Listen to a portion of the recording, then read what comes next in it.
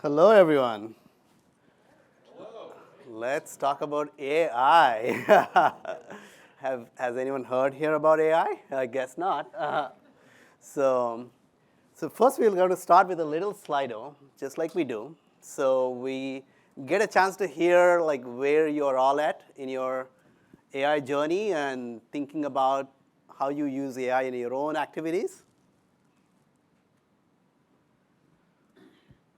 Let's see who gets there first.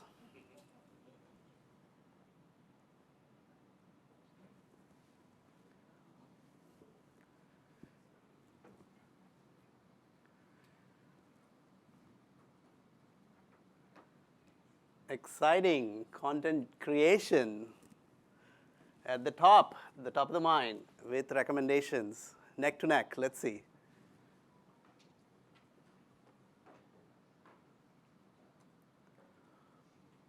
We'll give it a few more seconds, and at 30 we'll call it.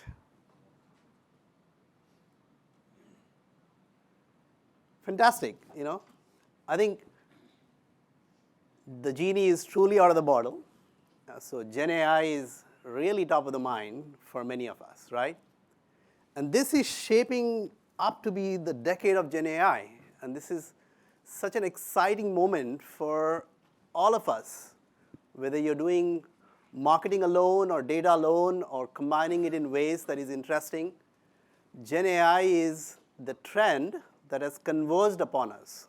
I think we are only hearing about it a lot more in the last 2 years or so, but the research community has been working on this for almost 2 decades. A lot of themes in the research community have converged to make this happen. I think GenAI is now an umbrella of technologies and tools, not just a point solution for one thing. And that's what is the exciting part about thinking about it, thinking about how it applies to each of us, thinking about how it applies to each of our organizations. This month alone, a projected 2 billion visits are happening for GenAI apps. It went from 0 to 2 billion visits in a month. Just staggering amount of interest, also possibility, also driving our curiosity. So we're going to delve a little bit into how that applies to marketing and how that applies to your activities today. So if you look at usage, top of the list is we all like to chat. So general assistance, what like this particular chart is talking about, chatting is the most common usage, followed by content creation and content editing. Whether it's tools like 11 Labs that actually can clone your voice, or Synthesia and Sira and Gemini, video editing apps that can take a prompt and create photorealistic images and videos. A lot of LLM apps that can write full content for you, refine your content, rephrase your content, make it shrink, make it expand. So many exciting apps and all about content creation, content editing. And why is that? Because content is truly still at the heart of a lot of activities that we all do, either as a consumer of them or a producer of them. And if you think about it, the content is also becoming more abundant. That means it's getting a lot more for our tastes, for our preferences. It's a lot more easier to actually generate content in a cost-effective manner that truly is at the heart of one person or one team or one organization. It's projected that by 2030, the cost of building a GPT-3-like model is less than the cost of lunch in San Francisco, right? That's amazing. $30 to build an LLM in 2030. And that's going from $5 million just in 2020. So these technologies are rapidly evolving. And think about what's next to it. An image model today can generate an image to your taste and preferences for 8 cents. And the cost of that is falling 2,000x from $150. And equally staggering is the amount of time spent in creating them. That means there are amount of time that each of us save in creating content, editing content, is going to be giving us back more time to do more of that. So the obvious question is, what do I do with all this content? The one thing that doesn't change is our attention. Us as consumers and marketers trying to connect with them are still working with a very finite resource. That's our attention. And you can have much cheaper, much broader GenAI content, but as teams, as people, how do you actually use all this content and still connect with your audience? And that's the central question over the next decade. I think it'll be much more easier to go use Synthesia to create a video. But actually, does that video matter to me as a person, to my customers, to my team, to my organization? How do I match that content? And that is where I think a lot of focus and attention of us as a company of Blueshift has been. And we want to share a few updates today towards that trend. But the central question going forward is, while content creation will become more affordable and more cheaper and more ubiquitous, how do I actually match it to the audience? And matching it to the audience means it's like painting a person. You kind of get a sketch of the person initially. It's like your first visit onto your site or a mobile app, right? You have like few bits of data. You don't know a lot about them. And as they engage with you, as they connect with your brand, you're getting better at actually painting them. You are, as an artist, a data artist, are creating pathways to be able to paint a much richer picture of those customers. And you have to do it at scale. And how can you do that at scale? And how do you evolve as the customer evolves? And that is going to be the central task in front of us. And at Blueshift, we have been on this journey to do this and help the teams, the partners that work with us, and to do this effectively. And we have been doing this for a lot longer than just GenAI. We have been releasing tools to understand customers, to do that at scale, and personalize at scale. And we have released no-code visual solutions that help everyday practitioners to do this effectively. In 2021, we released predictive audiences before the ChatGPT moment. We released content recommendations in 2022. Last year, we followed up with GenAI for templates and text. And all of these tools are a means. And they're a means towards understanding audiences and connecting them effectively at scale. And this year, we're going to be doing a lot more of GenAI-based content personalization. And what does that mean? We just talked about how content can be ubiquitous. But if I actually create 1,000 videos for my site, how do I actually connect it to my millions of users? You're not going to do that one person at a time, one customer at a time, even one segment at a time. But the customer on the other end expects it to be personalized, expects it to be reflective of their tastes and preferences. As we open our streaming apps, none of us want a home page that is completely unpersonalized. All of us want our shows, our videos to reflect us and to reflect our evolving tastes and preferences. And that is now an expected imperative from every organization. And towards that, today in collaboration with AWS, I have Altaf here from Amazon, who's going to talk a little bit about how they view this world and what tools that they are building. So we are releasing LLM-powered content recommendations. And what do they mean?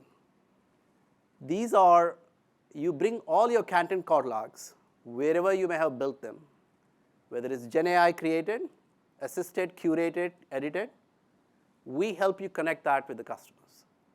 We are continuously understanding customers through their consumption, through their engagement, and we use that to build a rich profile of the customer and a rich profile of what the content is and connect that together. And we are releasing today wide availability of LLM-powered recommendations. And today we are going to talk about our partners here with Sweetwater, how they are actually leveraging these LLM-based recommendations. And we'll hear from Jeff in the later session how they actually think about content. And what does it mean to combine content and commerce, and how this plays a crucial role in taking their personalization to the next level. And the reason why they are actually going to do that is that Sweetwater, as a company, is extraordinarily good at helping amateur musicians, advanced intermediate musicians, and anyone connected to music, lovers of music, with such affordable, rich equipment, all the way through understanding how to use them. They are an advisory role in the purchase cycle. They actually help you understand why a particular piece of content or a particular piece of equipment matters. I am no musician. I certainly am really bad at it. Every time I try, I kind of like feel, but I can use some content to help me get started. As a really, really novice beginner, if I'm going to look at something on a web page, a product by itself is not sufficient anymore. Can the brand educate me on why that matters? And that why that matters is created through this content. And that content then needs to be connected to where I am in that journey. And today we are releasing, in partnership with AWS, a lot of recipes that help you connect as users are browsing through these products on your site, the right videos, the right podcasts, the right articles that goes with that, whether it's guitars, whether it's amps, whether it's drum equipment, whether it's maybe you want to start an influencer gig and you need some of the podcasting gear, and why do you need it? What should I buy? Why should I buy it? How should I set it up? And we hear from real musicians here in our audience today how they think about it. And I'm excited to see this in action and see these recipes being used by our customers. And these are no-code solutions that marketers can truly use and very easily embed them in all of their templates. With one click, you can take a built recommendation and put it in any cross-channel template, whether it's over email, SMS, push, any other cross-channel communication, easily embed these recommendations. And the beauty of that is that it is at scale. With every single customer, the content that they see is different. It's truly that unique, personalized content that matters. And that's what will drive higher engagement. And that's how we will be taking this GenAI forward by connecting all the content that is going to come at us with the customer AI that Blueshift provides. So as a little one more thing, we're going to add very soon a notion of a brand voice. I think there are some solutions out there for brand voice today already. We recognize that. And one of the things that we realize is that we actually have a lot of usage data with the templates that our marketers are using and how they communicate with their customers today. We're able to leverage their own data to actually power a notion of a brand voice. I think I heard Ben talk about how the tone of how you talk to your customers matters. It goes from something maybe a little bit more generic to an advisory tone. And I think that shift in how you write your copy does speak to the right audience. And giving you the right configuration to model it and use it, test it, report it, optimize it, is where we truly believe will be the next evolution of these LLM-based technologies will be. And with that, I would like to welcome on stage Altaf, who is here from Amazon. Yeah, thank you. Thank you for inviting me, Maniam. Really Thank you, Altaf, for joining me on stage.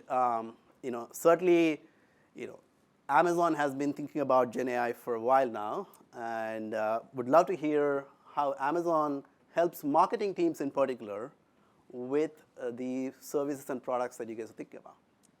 Yeah, and just to touch on the partnership real quick, Maniam and team have been fantastic. So we've had a very tight partnership. What you just saw around the embeddings, that was launched within weeks, right? So typically, a lot of product innovation takes time.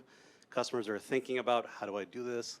Blueshift does it, right? So by extension of that, all of you benefit on moving quickly on these projects. So a very tight partnership. We expect that to grow this year as well. At AWS, well, first, anybody not aware of AWS? Modest cloud company, out in the field. To be honest, the industry is really still the nascent phase. It's still early days. I know it doesn't seem like that, but majority of the customers are still on-prem, still trying to get them to the cloud, so it's still early days, even though it feels like it's not. And the way we view AI and GenAI in general, just like we do with everything else, freedom of choice is paramount. We don't think there's one LLM that's going to rule them all, that you have to use that, one, train it for them, pay them, and do all those things. So there's obviously freedom of choice. And what we do is we work with our foundation model providers to be enabled on our platform. So we have a service called Bedrock. And what that is an API layer that gives you access to multiple foundation models. So all the industry leaders that you've heard of, Anthropic, AI 21 Labs, Cohere, and it's constantly expanding. We also have our own. So we built some models called Titan. There's Titan Embeddings, there's Titan Image, there's a few different ones that we have there. But again, it's not about ours is the best, is we want to offer choice. And so each one has a little bit different flavor on doing those things. And we encourage testing, we encourage innovation, be scrappy, test things. That's a whole part of this process. And what we're seeing actually, this wasn't planned, by the way. The content creation is, I would say, the top thing that I'm seeing across the industry, across my customers. So I should introduce myself. I lead a solution architect team for our ad tech and MarTech customers. And that is the #1 topic that's coming into this year, right? And like Maniam talked about, how do we build content that is with your branding, your logo, in the right spot, delivered at the right location for your customers to maximize click-throughs and values and impressions and all those things, right? And so we're going to be working closely on this and on this innovation. It's fast-moving. Imagine this came out mid-year last year, and it's just moving so quickly in the sense that across the industry, it's going to be everywhere. By the end of this year, you will be seeing very customized content to your customers, and it will be through Blueshift. Thank you, Altaf. Yeah, we are so excited to have AWS as our technology partner, where our research teams are collaborating on improving the underlying LLM models and model them for each of our teams and each of our organizations. So thank you. Thank you for giving me your time.